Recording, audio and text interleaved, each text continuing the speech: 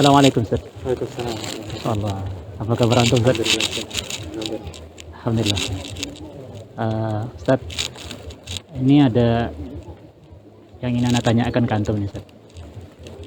Alhamdulillah antum bisa berkunjung ke sini. Ini mengenai apa yang kita lihat fenomena sekarang ini, di mana maksiat itu banyak sekali. Maksiat bertebaran di mana-mana. Kadang-kadang kita sendirian di dalam kamar, itu pintu-pintu maksiat juga mudah sekali untuk diakses gitu. Jadi bagaimana Ustaz nasihat antum agar kita ini bisa membentengi diri dari maksiat yang luar biasa di zaman ini? Iya. Jadi yang pertama harus difahami bahwa kemaksiatan itu adalah godaan dari setan.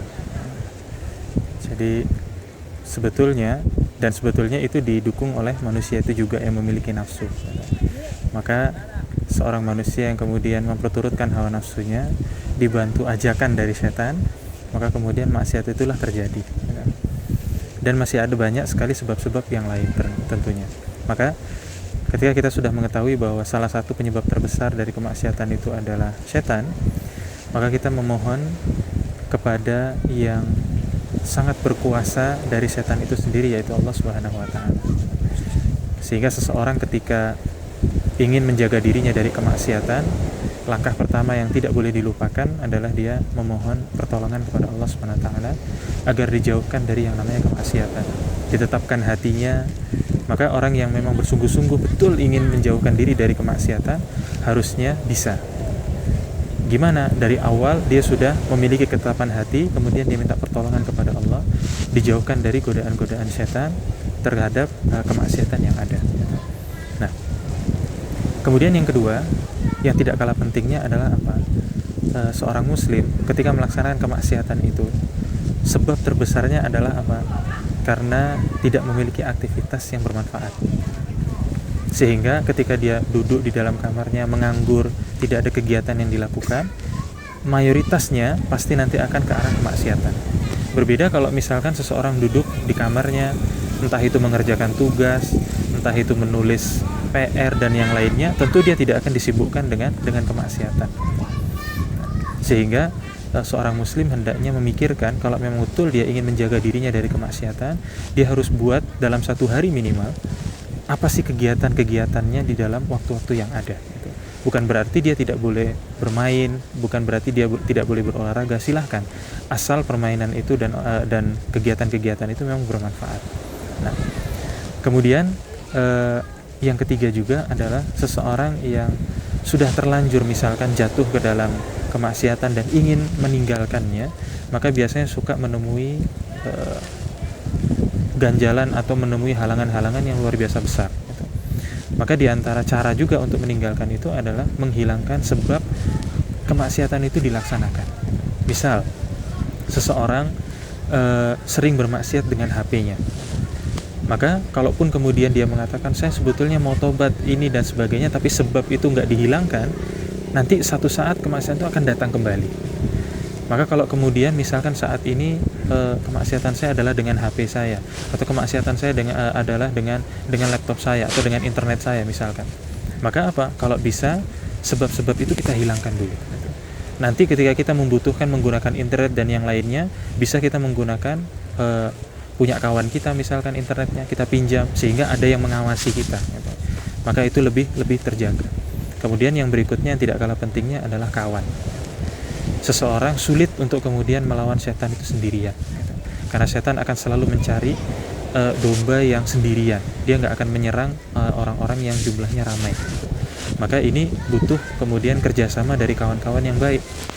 Maka hendaknya seorang muslim ketika memang betul ingin menjaga dirinya dari kemaksiatan, jangan kemudian mencari kawan dekat.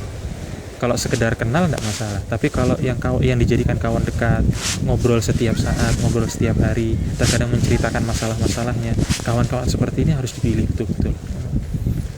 Maka kalau kemudian kita memiliki kawan yang baik, artinya kawan yang baik itu bukan kalau kita melakukan kemaksiatan ya dibiarkan, itu bukan baik. Kawan yang baik itu justru akan memperhatikan kita, Ketika orang sudah mulai meninggalkan sholat, dia nanti marah-marah ke kita. Minimal dia menegur kita atau bahkan mungkin sampai marah-marah. Dia tidak mau kemudian melihat kawannya ini masuk ke dalam neraka sendirian. Maka dia berusaha untuk supaya gimana caranya kawan ini tidak terjerumus ke dalam kemaksiatan.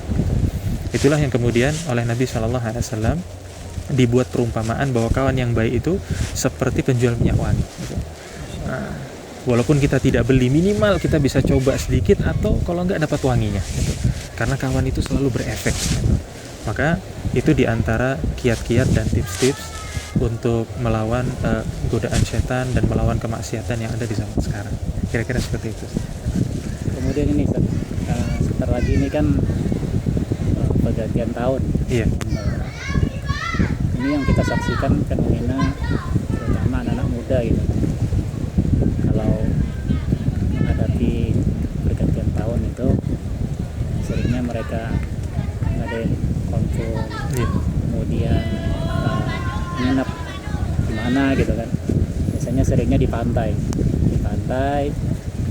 bakar-bakar, kemudian bikin tenda gitu. Mungkin sudah kita ketahui bersama gitu, maksiat yang sering terjadi. Mungkin antum bisa memberikan nasihat terutama kepada para pemuda itu kan, menghadapi tahun baru ini. Jadi kepada para pemuda tentunya bahwa tahun baru ya, atau tanggal 1 di tahun yang baru, hari itu adalah hari yang sama di hari-hari yang lain. Tidak ada keistimewaan apapun. Bukan berarti kita itu tidak diperbolehkan merayakan sebuah hari. Boleh, dan Islam memfasilitasi itu. Kita bahkan tidak diberikan 1 tapi 2 hari untuk kemudian kita itu merayakan hari tersebut, yakni hari raya Idul Fitri dan hari raya Idul Adha. Diperintahkan kita untuk bersenang-senang di dalamnya, berbahagia di dalamnya. Maka kita sebagai orang Islam sudah punya hari itu.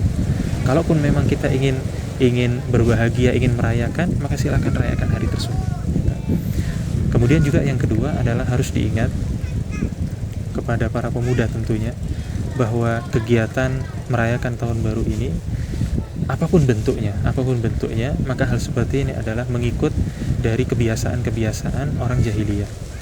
Ya, kebiasaan orang-orang jahiliyah itu setiap tahun baru mereka akan mengadakan perayaan-perayaan tertentu.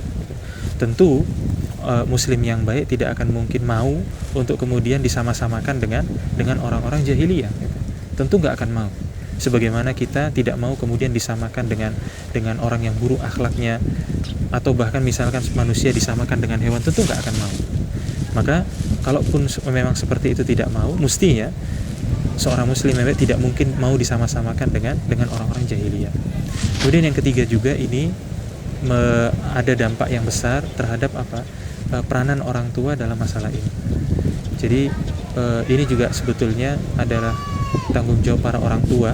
Kenapa kok kemudian anak-anaknya yang masih berada di dalam pengawasannya, masih berada dalam tanggung jawabnya, kemudian dilepas di dalam kegiatan-kegiatan seperti ini, terutama para ayah atau para ibu yang kemudian memiliki anak-anak gadis.